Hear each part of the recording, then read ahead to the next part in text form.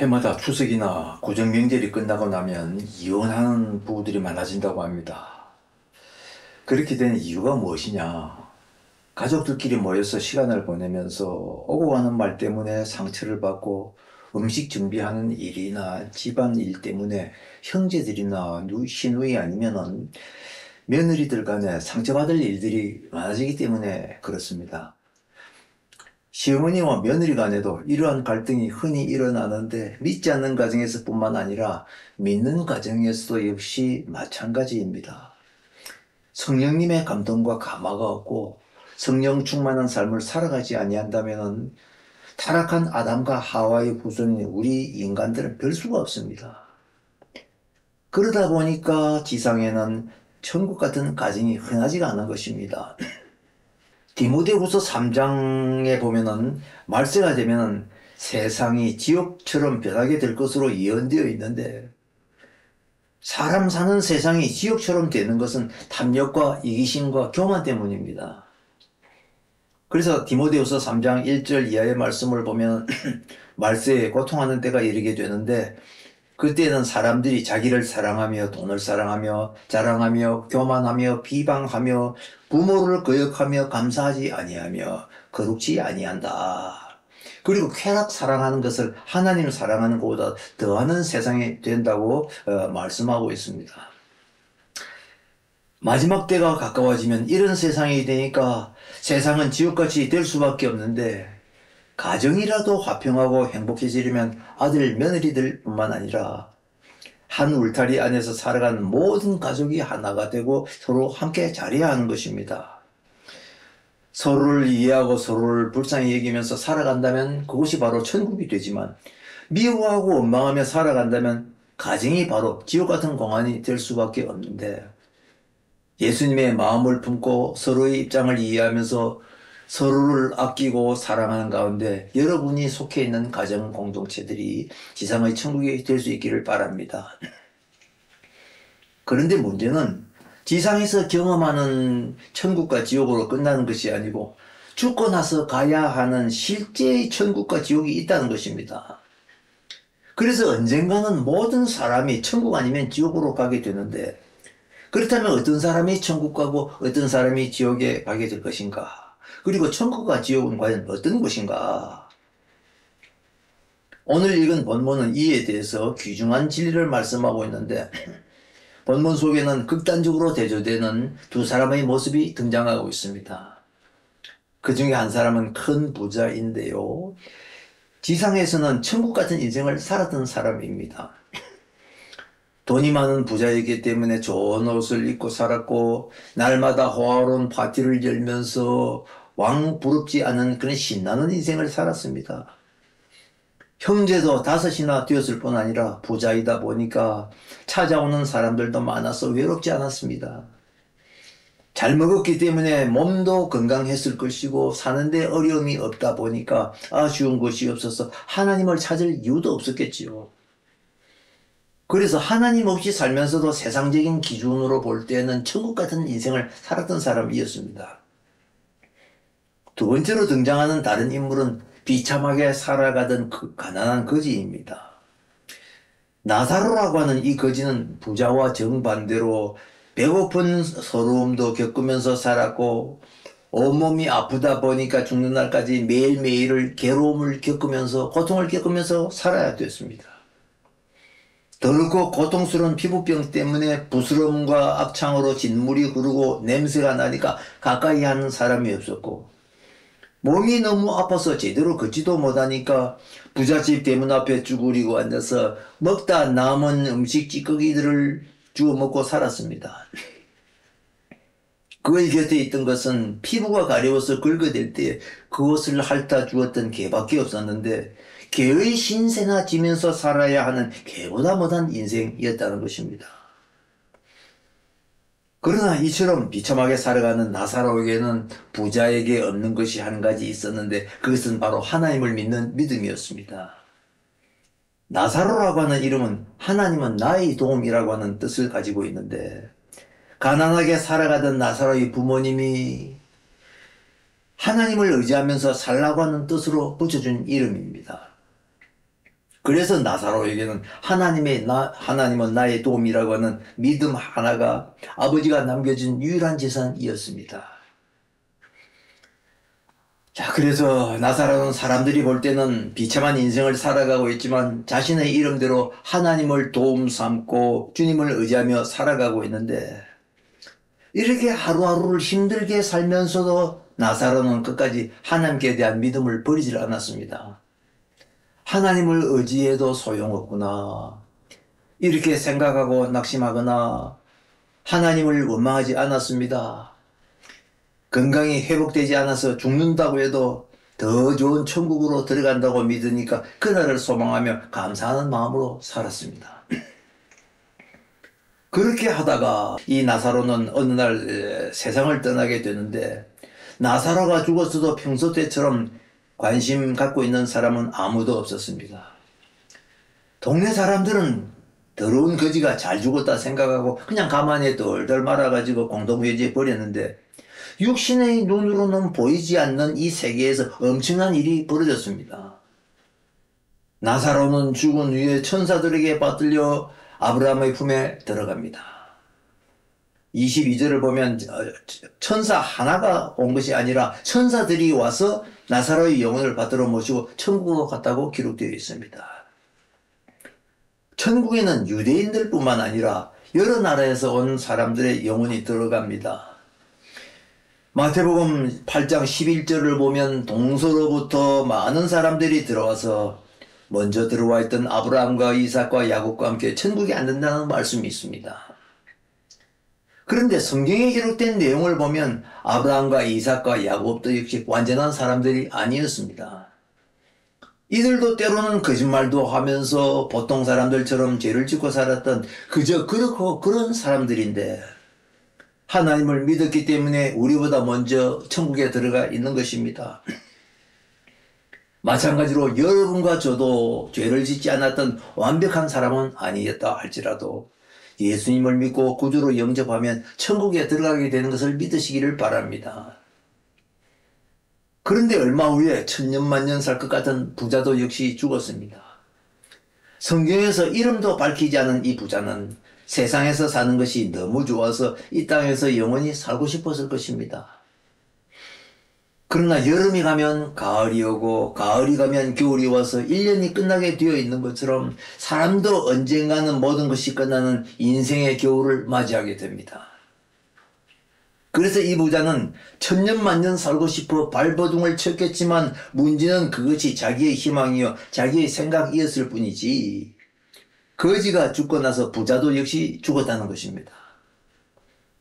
그런데 그 문제는, 더 큰 문제는 부자가 죽었을 때 화려한 장례를 치렀겠지만 나사로처럼 천사들에게 받들려 아브라함의 품에 들어갔다는 말이 없다는 것입니다. 그렇다면 누가 와서 어디로 부자를 데려갔을까? 언젠가 이런 글을 읽은 적이 있는데, 서울에 있는 어느 대학병원에서 교수 한 분이 죽은 사람들의 얼굴 표정들을 살펴보는 가운데 궁금증이 생겼답니다.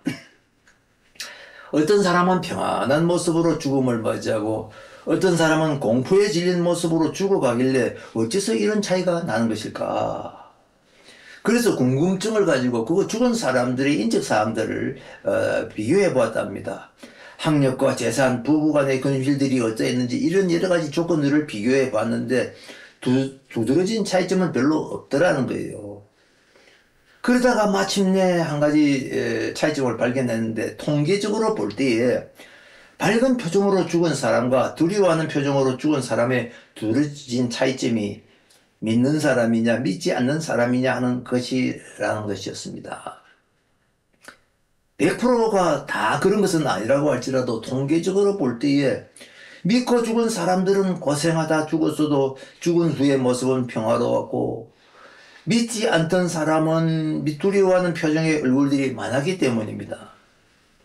그렇다면 여러분들은 믿지 않는 사람들이 두려워하는 표정으로 세상을 떠난 이유가 무엇이라고 생각을 하십니까? 많은 사람을 학살하고 정적들을 무자비하게 숙청했던 소련의 독재자 스탈린이라고 하는 사람은 모두가 두려워했던 인물이었습니다. 그런데 이 스탈린이 죽고 난 후에 스베틀라나라고 하는 스탈린의 딸이 미국으로 망명을 했다가 아버지의 죽음과 관련된 책을 썼는데 그 책 속에 아버지가 죽을 때 두려워하는 표정으로 눈을 크게 뜨고 허공을 바라보며 뭔가 할 말이 있는 듯이 손을 휘젓다가 죽었다는 그런 기록을 남겼습니다. 그래서 많은 사람들은 그처럼 강하고 난폭했던 사람이 두려워하면서 세상을 떠난 이유에 대해서 귀신들이 찾아와서 끌고 갔기 때문에 끌려가지 않으려고 발버둥을 친 것으로 추측을 하는데 부자도 역시 그랬을 것입니다. 그렇다면 죽음과 동시에 부자가 죽어서 들어가게 된 이 지옥은 어떤 것입니까? 마가복음 9장 48절을 보면 예수님께서 지옥에 대해서 지옥은 구더기도 죽지 않고 불도 꺼지지 아니하는 곳이라고 하셨고 요한계시록 21장 8절을 보면 지옥을 가리켜 불과 유황으로 타는 못이라고 묘사를 했습니다. 그리고 지옥에는 들어가면 다시 나올 수도 없고 죽고 싶어도 죽을 수가 없는 곳이기 때문에 영원히 꺼지지 않는 유황불 속에서 살아야 하는 것입니다. 그런데 하나님께서 지옥에 가 있는 이 부자에게 잠깐 동안 천국의 모습을 보여주셨습니다. 그래서 천국을 보니까 자기 집에서 나오는 음식 찌꺼기나 주워 먹고 살던 이 거지 나사로가 아브라함의 품에 안겨서 천국에서 왕처럼 살고 있는 충격적인 장면을 보게 된 거예요. 부자가 그것을 보고 충격을 받아서 자기 조상 아브라함에게 애걸을 합니다. 나의 조상 아브라함이여, 불 가운데서 고통당하고 있는 나를 불쌍히 여기시고 저 나사로의 손끝에 물 한 방울 찍어가지고 내 혀를 조금 시원하게 해주소서. 살아있을 때는 맛있는 음식을 먹고 싶을 때 배 터지게 마음껏 먹을 수 있을 만큼 부자였지만 죽고 나서 지옥불에 던져지고 나니까 물 한 방울도 얻어 마실 수 없는 비참하고 고통스러운 신세가 되어 있었다는 것입니다. 그런데 아브라함이 그 부자에게 절망스러운 대답을 해줍니다. 25절 26절 말씀을 보면은 너는 땅에서 호화롭게 살았고 나사로는 얼마나 고생을 많이 했느냐. 그러니까 너는 거기에서 고통을 받아야 하고 나사로는 위로를 받는 것이다. 그리고 천국과 지옥에는 깊은 구렁텅이가 있어서 왔다 갔다 할 수가 없느니라. 그러나 우리가 여기에서 아브라함이 했던 말을 제대로 이해를 해야 하는데 부자가 지옥에 떨어져서 고통받고 있는 것은 이 세상에서 호화롭게 살았기 때문이란 말이 아니고 거지가 천국에 들어가게 된 것도 세상에서 많은 고생을 하고 가난하게 살았기 때문이 아니라는 것입니다. 천국 가느냐 지옥 가느냐 하는 것은 가난하게 살았느냐 부자로 살았느냐 하는 것과 관계가 없습니다. 죽어서 어디로 가느냐 하는 것은 믿음이 있느냐 없느냐에 달려 있는 것입니다. 이 자리에 계신 여러분들은 믿음으로 살면서 세상에서도 부자로 살고 좋은 일 많이 하다가 천국으로 들어가는 복을 누리시기를 바랍니다. 아브라함으로부터 천국과 지옥은 왔다 갔다 할 수 없는 곳이라고 하는 그런 말을 들은 부자가 다시 말합니다. 내 아버지 아브라함이여, 그러면 나사로를 내 집에 보내서 끔찍스러운 지옥이 있다는 것을 알려주시고 내 형제 다섯은 이곳으로 오지 않게 해주세요. 그러니까 아브라함이 또다시 말합니다. 그것도 안 된다. 네 형제가 있는 세상에는 모세와 선지자들이 기록한 성경이 있고 복음을 전하는 사람들이 있으니 그들이 전하는 말을 들으면 된다. 그러니까 그 말을 들은 부자는 또 자기 생각을 말합니다. 30절을 보면 그렇지 않습니다. 나도 전도자의 말을 들었지만 믿지 않았습니다. 그러니까 내 형제들도 믿지 않을 것입니다. 하지만 죽었던 사람이 직접 가서 전하면 회개할 것입니다. 이처럼 부자는 세상 사는 동안에 교만과 고집대로 살다가 망했던 사람인데 죽고 나서도 아직까지 자기 생각을 버리지 못하고 있습니다. 그러니까 아브라함이 그 부자에게 마지막으로 말합니다. 아니다. 그것은 네 생각일 뿐이지. 전도자들이 전하는 복음과 성경의 말씀을 믿지 않는 사람은 죽었다가 살아난 자가 다시 돌아가서 전한다고 해도 절대로 믿지 아니한다. 이 말을 하고 나서 아브라함과 이 부자와의 대화는 끝나고 영원한 이별을 맞이하게 됩니다. 가끔 가다가 간증이라고 하는 이름으로 천국과 지옥을 보고 왔다고 하는 사람들이 있는데 들을 필요가 없는 말입니다. 오늘 제가 전하는 이 말씀을 듣고도 믿지 않는 사람은 설령 죽은 조상이 다시 살아와서 전한다고 해도 믿지를 않습니다. 이 자리에 계시는 여러분들은 한 번도 빠짐없이 마음문을 열고 성경의 기록대로 천국과 지옥이 있다고 하는 것을 믿으시길 바랍니다.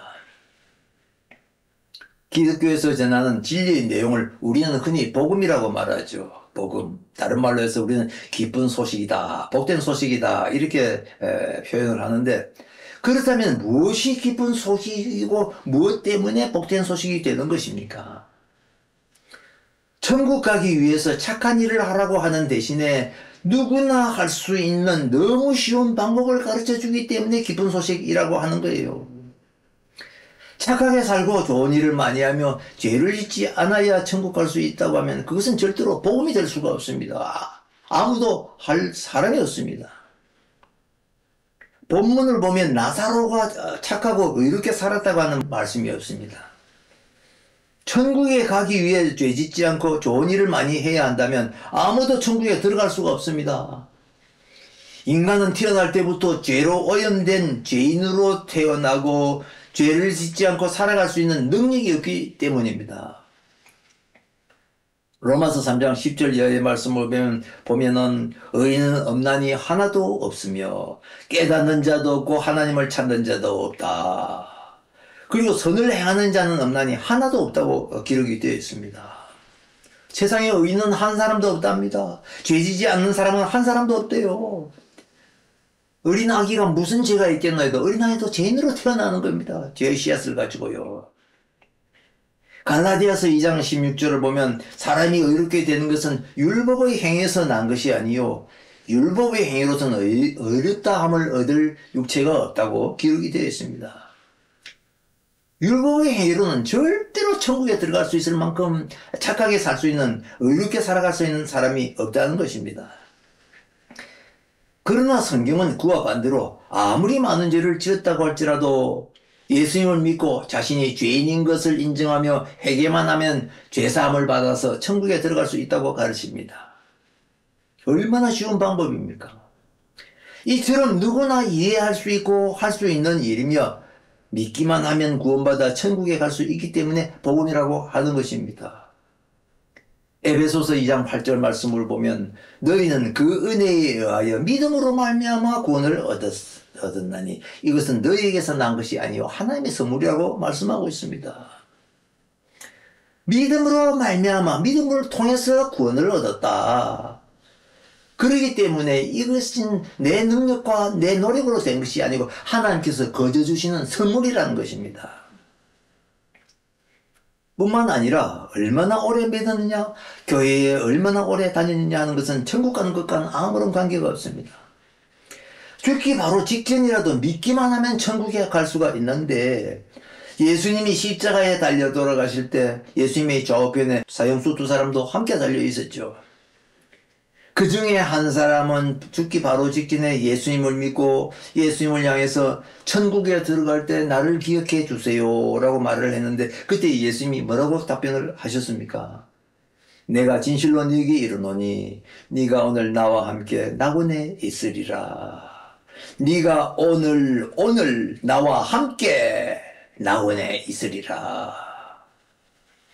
예수님과 함께 낙원에 천국에 들어가게 된다는 말씀이었습니다. 여러분의 과거가 아무리 복잡하고 아무리 죄 많은 인생을 살았다고 할지라도 괜찮습니다. 숨이 넘어가는 순간이라도 예수님을 믿으면 천국에 갈 수가 있습니다. 그러면 어떤 사람은 또 이렇게 말을 합니다. 그러면 내 멋대로 살다가 죽기 바로 직전에 예수 믿으면 되겠네. 여러분 어떻게 생각을 하십니까? 말은 맞는 말이죠. 말은 맞는 말이죠. 죽기 직전에 내 숨이 넘어가기 바로 직전까지라도 예수님을 믿기만 하면 천국에 가는데 중요한 것은 사람이 언제 죽을지를 모른다는 거예요. 야고보서 4장 14절에서 말씀을 하고 있습니다. 내일 일을 너희가 알지 못하는도다. 너희 생명이 무엇이뇨? 너희는 잠깐 보이다가 없어지는 안개니라. 젊은 날 내 멋대로 내 하고 싶은 대로 다 하고 살다가 죽기 봐도 죽겠네. 내가 예수님을 믿고 구원받으면 되지 않겠냐? 안 된다는 말입니다. 여러분, 내일은 확실한 날이 아닙니다. 그래서 아직까지 살아있고 정신이 말짱할 때 예수님을 믿어야 합니다. 예수님을 믿는 믿음 안에서 살아가면 아무리 어려워도 살 수가 있고 승리할 수가 있으며, 예수님 믿고 의지하며 예수님의 손을 붙잡고 살면은 인생이 달라지고 사람들이 흔히 말하는 팔자가 달라집니다. 사람의 얼굴을 보기만 해도 그 사람의 운명이 훤하게 보일 정도로 관상을 잘 보는 사람이 있었답니다. 자신도 모르게 지나가는 사람의 얼굴을 보면 저 사람의 직업은 무엇이겠구나, 저 사람은 어려서부터 부모를 잃고 고생 많이 했겠구나, 그 사람의 과거가 훤하게 보이고 소위 말하는 팔자가 보이더라는 거예요. 그런데 가끔가다 헷갈리는 일이 생기기 시작을 하는데, 관상을 보면 분명히 빌어먹을 팔자인데 신수가 훤하고 좋은 차를 타고 다니며 일찍 죽을 관상인데도 불구하고 건강한 사람이 들어 보이더라는 것입니다. 그러니까 관상쟁이는 이상하게 생각하고 어째서 이런 일이 생기는 것인가. 그래서 그런 사람들이 이를 따라가 보았답니다.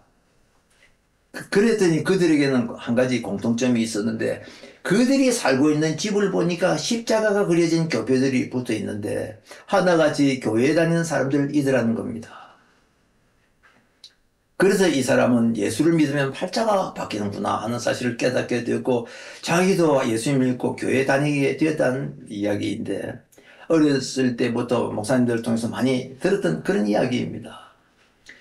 우리 예수님께서 이렇게 말씀하셨습니다. 요한복음 15장 5절을 보면 나는 포도나무요 너희는 가지니 저가 내 안에 내가 저 안에 있으면 이 사람은 과실을 많이 맺나니 나를 떠나서는 너희가 아무것도 할 수 없음이니라. 여러분은 예수님 안에 계시고 예수님은 여러분 안에 계십니까? 이 질문에 대해서 어떤 답을 하느냐에 따라서 현생과 내생에서 여러분들의 운명은 달라지게 됩니다.